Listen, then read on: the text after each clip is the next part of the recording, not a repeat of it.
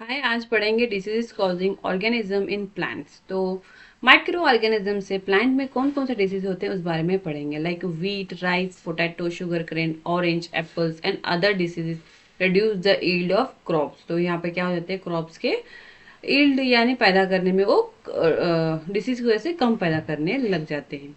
तो इनको ठीक किया जा सकता है कुछ केमिकल यूज करके। तो यहाँ पे कुछ डिसीजेस दिए गए हैं जो प्लांट पे होते हैं माइक्रो ऑर्गेनिज्म की वजह से। तो फर्स्ट है सिट्रस कैंकर, जो बैक्टीरिया की वजह से फैलता है और मोड ऑफ ट्रांसमिशन एयर होता है। नेक्स्ट है रस्ट ऑफ व्हीट, फंगई की वजह से फैलता आता है, माइक्रो ऑर्गेनिज्म का नाम है फंगई एंड एयर और सीड। नेक्स्ट है येलो वेन मोइसिक ऑफ भिंडी, भिंडी को वायरस की वजह से जो इंसेक्ट खा की वजह से आता है।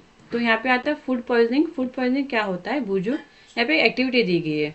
बूझू क्या करता है, अपने फ्रेंड के यहाँ जाता है और जब वो खाता है तो खाने के बाद उसे वोमिटिंग स्टार्ट हो जाती है। तो उसको डॉक्टर के यहाँ लेके जाते हैं। डॉक्टर बोलता है कि फूड पॉइजनिंग है। तो डॉक्टर ये भी बोलता है कि फूड पॉइजनिंग की वजह से या तो इंसान को बहुत भयंकर बीमारी भी हो सकती है और मर भी सकते हैं।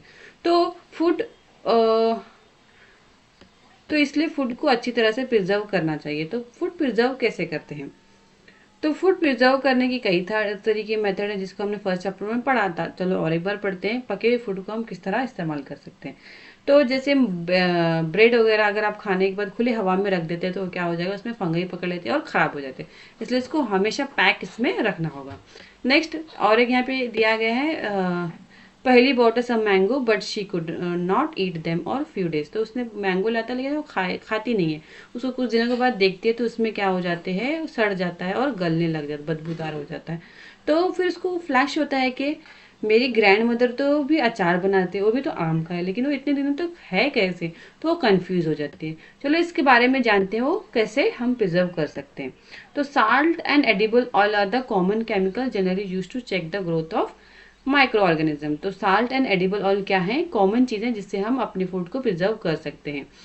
तो वी एड स्टोर और acid to pickles to prevent the attack of microbes. तो हम क्या करते हैं, पिकल में कौन से एसिड डालते हैं, कुछ एसिड डालते हैं जिसकी वजह से हमारा पिकल अच्छा रहता है, अचार अच्छा रहता है। तो sodium benzoate and sodium meta bi sulphate are the common preservative. So ये दो chemicals name very important, sodium benzoate and sodium meta bisulfate are common preservative. These are also used in jam, scotches to check the spoilage. तो preservation by common salt. Common salt it has been used to preserve meat and fish for ages. तो common salt का इस्तेमाल ज़्यादातर meat and fishes को preserve करने में किया जाता है। Meat and fish are covered with dry salt to check the growth of the bacteria. तो मीट एंड फिश को ड्राई साल्ट से ग्रोथ होने में बैक्टीरिया को बचाया जा सकता है। Salting is also used to preserve amla, raw mangoes and tamarind. Preservation by sugar, sugar से भी प्रिजर्व किया जा सकता है। शुगर का मेन इस्तेमाल क्या है, the moisture content which inhibit the growth of the bacteria which spoil the food.